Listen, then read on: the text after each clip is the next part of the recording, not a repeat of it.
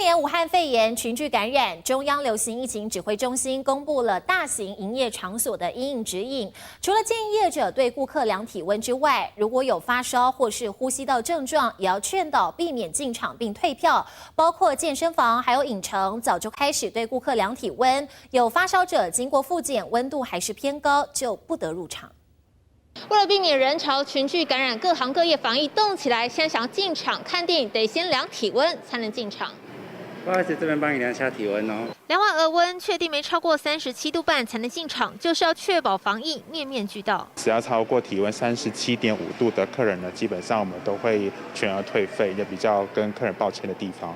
那再来的话，就是我们会针对每个场次结束之后呢，我们也会做每个座位的消毒。那比过去也拉长了差不多3到5倍的时间。万一碰上有民众发烧，会再复检额温。不过如果复检结果还是发烧，就不能进场看电影，并全额退费。看电影的座位也采取左右间隔方式，隔开民众间距。而电影放映完毕后，每个座位还得逐一消毒，将场次间距从3分钟拉长到15分钟。直接帮你量测体温，好。想要上门健身，同样得先量体温，所有健身教练也得戴上口罩才能教课。而贴身接触的瑜伽店，为了防疫，也暂时不提供。我们会先量测体温，跟酒精的手部消毒。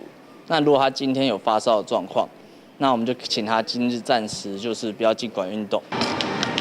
业者消毒做得彻底，让顾客能安心健身。中央流行疫情指挥中心公布大型营业场所的因应指引，让群聚感染降到最低。记者袁慈蔡玉如台报道。